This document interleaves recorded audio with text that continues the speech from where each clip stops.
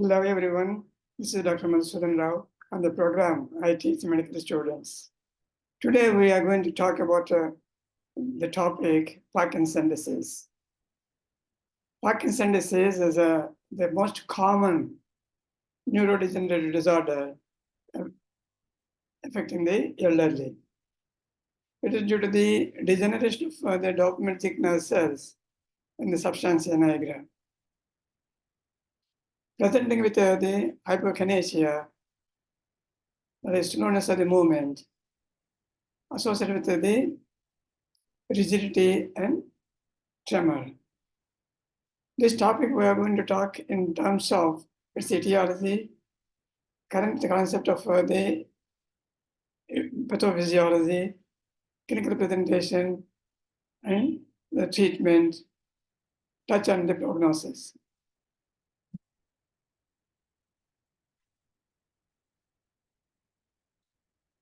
Well, it is a common neurodegenerative disorder affecting the elderly, characterized by slowness of movement.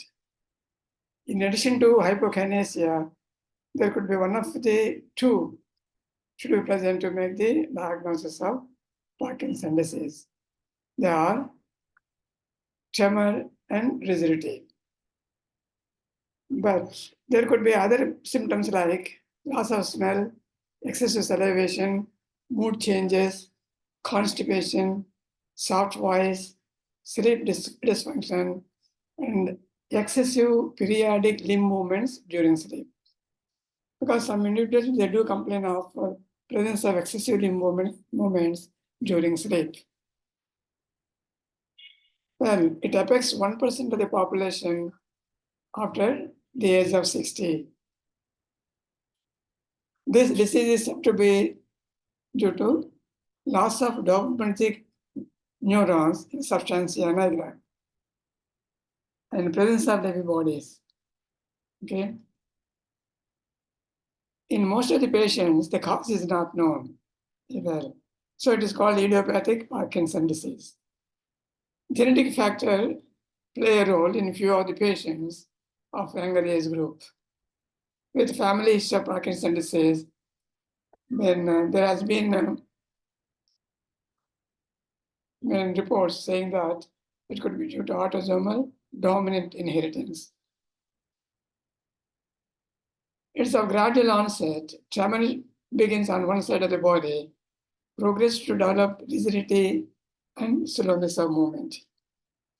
So it begins with the gradual onset with tremor involving one half of the body, more commonly in the upper limbs, and progresses to develop rigidity and hypokinesia, that is slowness of movement.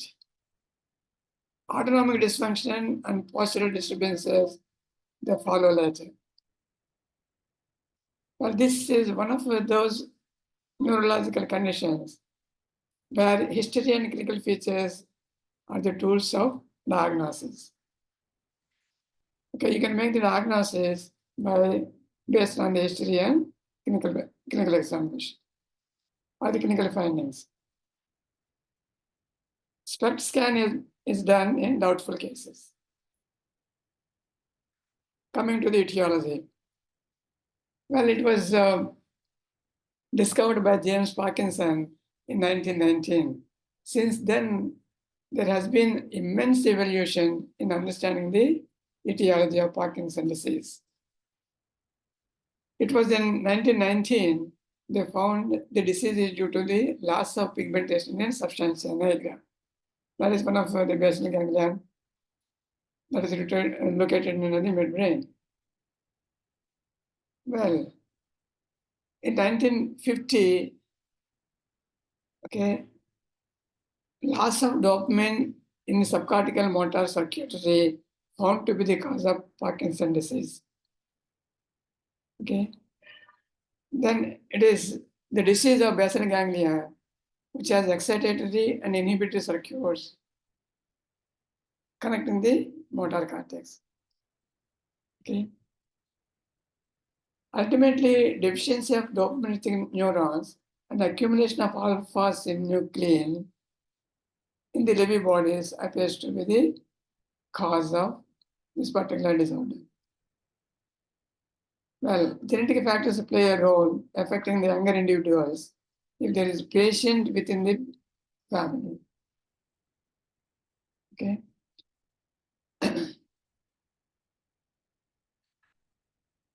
Coming to epidemiology, more common in man than in women.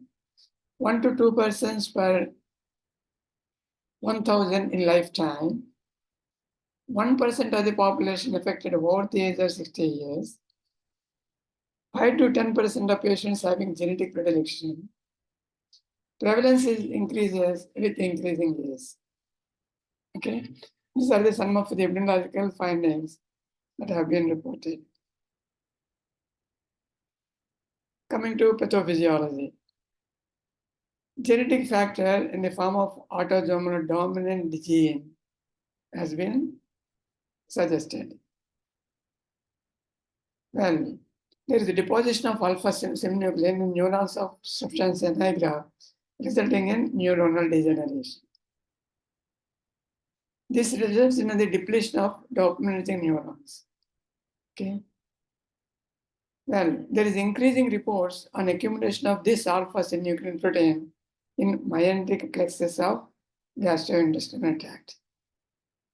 Okay. Then which progresses from there to dorsal nucleus of the vagus to sleep centers in the pons and nuclei of the midbrain. Okay. So it is said PD is not merely due to deficiency of dopamine, it is something else. The alpha-synuclein protein is the area of present research. Okay. So alpha-synuclein, okay, appearing in the meandric plexus of the gastrointestinal tract, which progresses retrogradely to the dorsal nucleus of the vagus, from there to the olfactory bulb, from there to the nucleus ceruleus in the pons, and sleep centers in the pons, from there to the substantia nigra. They also found this particular protein getting accumulated in the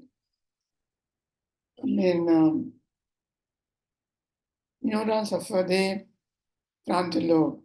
Okay.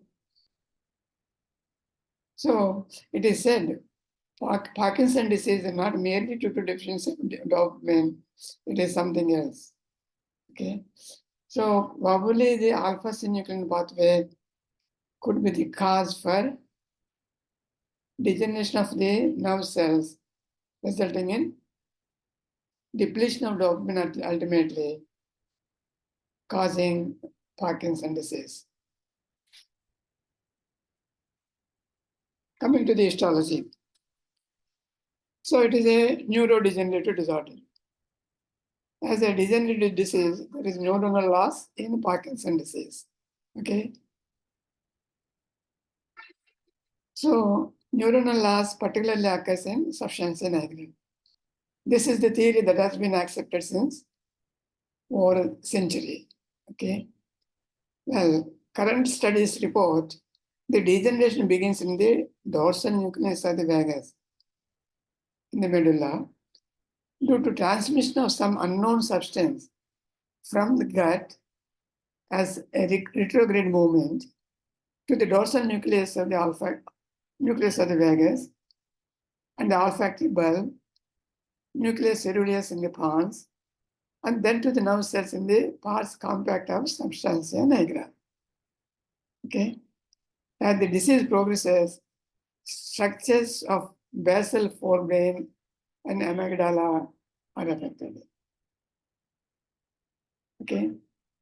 Finally, the disease involves autonomic nervous system. So the Parkinson disease is a multisystem disorder, not simply related to dysfunction of substantia nigra. Okay. This is the current theory related to the pathophysiology of Parkinson's disease. Coming to the clinical presentation. Tremor. Tremor is the earliest manifestation of Parkinson's disease. It is unilateral to start with. Okay. Tremor is present at rest. Okay. It disappears for a few minutes when you put the hand to action. For example, you ask the patient to pick up a book.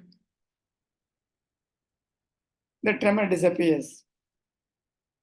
It is a temporary phenomenon. Once you leave the book, ask the patient to leave the book and to keep the hand aside at rest, tremor reappears. Okay.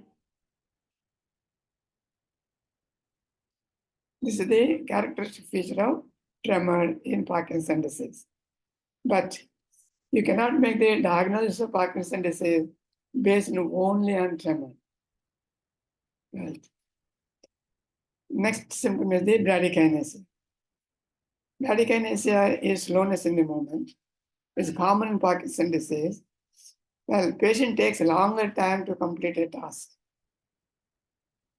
Well, how to examine for that? Ask the patient to tap the index and thumb rapidly. He cannot do it so fast as a normal individual. Then ask the patient to stamp the foot on the floor. It is slow in action with regard to patient with Parkinson's disease. Then next presentation is rigidity. Patient appears more stiff. He himself complains of that his limbs are more rigid and stiff. Okay. Is difficult to get up from chair, needs support. You observe the arm swing. Arm swing on the affected side is slow. When you examine for the tone of the muscles, they are hypertonic, and hypertonicity is of blood peptide. How do you examine for tone? It is the resistance offered to the passive movement around the joint. Okay. When the resistance is uninterrupted increased resistance to the passive movement around the joint is described as lead pipe type of hypertonicity. Okay. This is the characteristic feature of Parkinson's disease. If the resistance offered to the passive movement is interrupted, okay, this is described as the cogwheel type of rigidity. So anything is possible with regard to the patients with Parkinson's disease. Then gait disturbance. Gait disturbance is the late presentation. Patient walks with slow and short stepping gait, shuffling, sometimes festinating. Patient stoops forward to maintain the center of gravity. Okay. He freezes when encounters a difficult situation. Example, when he comes closer to the door frame, he freezes suddenly. Okay. That is the feature of gait disturbance in Parkinson's disease. Then other features being constipation, short voice, excessive salivation, swallowing difficulty, postural hypotension, memory loss, and cognitive deficiency, and sometimes depression. Features of autonomic dysfunction like salivation, constipation, urinary retention, erectile dysfunction, they do not respond to your treatment. They are resistant to the medical management. But there are nowadays new modalities of treatment that we are going to touch in the coming slides. Evaluation. History and clinical examination are sufficient to make the diagnosis of Parkinson's disease. Well, MRI imaging is suggested only to eliminate certain other conditions like normal pressure hydrocephalus and subcortical silent infarcts. Well, response to levodopa is diagnostic, but it is only temporary. When you give a small dose of levodopa, the patient presenting with the tremor disappears with the administration of levodopa. It is only a response to levodopa is diagnostic test. That scan to test the dopaminergic uptake can be carried out in doubtful cases. Then treatment. We briefly touch on this part of the treatment of Parkinson's disease. Medical therapy, physiotherapy, and surgery. The levodopa is the mainstay of treatment for Parkinson's disease. We have other dopaminergic drugs like pramipexole, ropenolol, etc., selagilin. Well, response is good for 3 to 6 years. This is followed by development of resistance and rapid deterioration. When a young patient with early Parkinson's disease presents with tremor, well, there are anticholinergics and amantadine, which will result in the improvement in the early Parkinson's disease. Then over time, as the disease progresses, the response to the treatment diminishes. And we have got to put the patient on more aggressive line of treatment in order to have the sort of functional ability to carry on things. Well, the disadvantage of medical treatment here is on and off motor effects and side effects. Tolerance develops very easily. Treat the young patients aggressively. These are the guidelines. Physiotherapy, programmed exercises, and music therapy and cycling, they are going to improve the motor disability. Well, you can see the Parkinson patient who is not able to walk properly can dance to the music.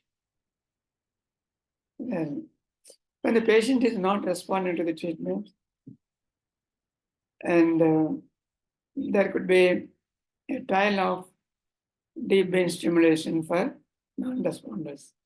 But deep brain stimulation has become the current modality of treatment for resistant patients who are not responding to the treatment.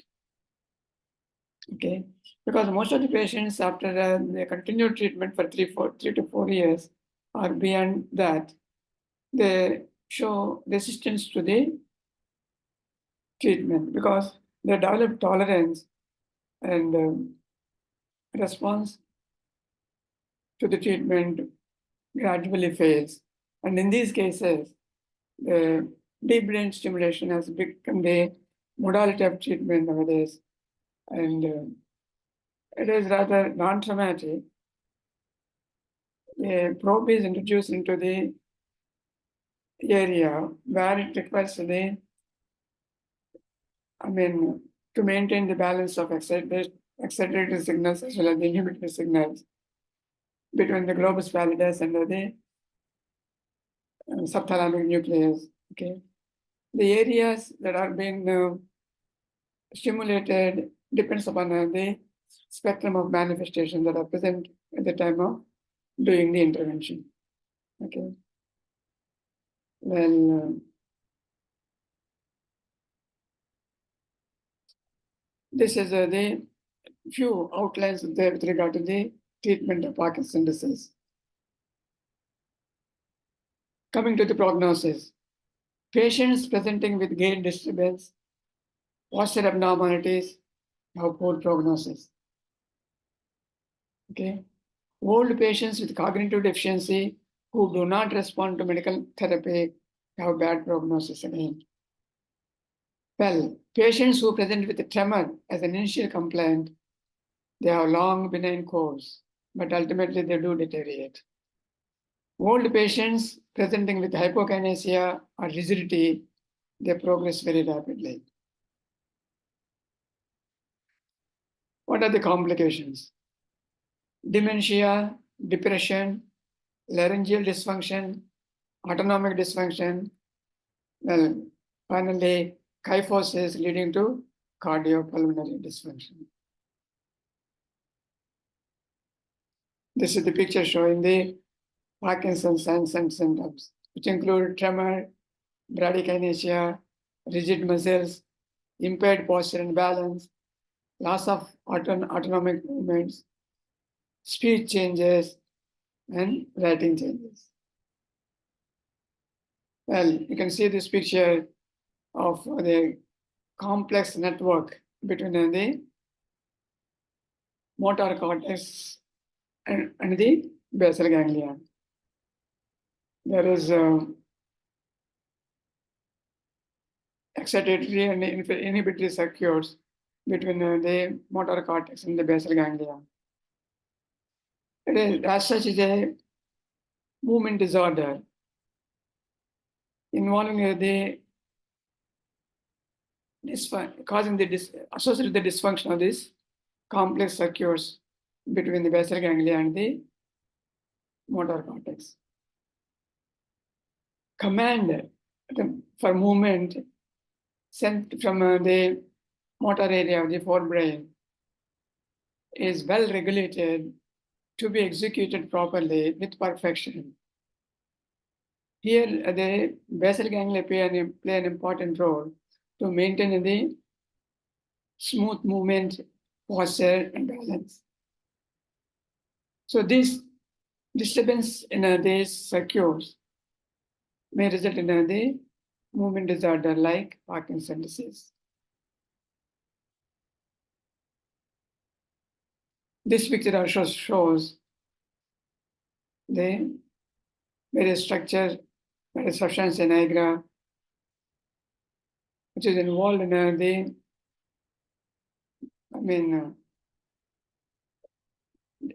associated with its dysfunction related to the Parkinson's disease since the time it has been discovered in 1990s as resting tremor, rigidity, and hypokinesia.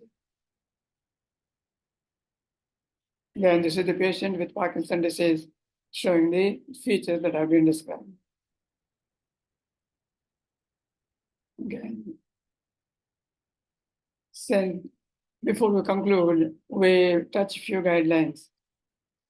Sildenafil can be used for erectile dysfunction.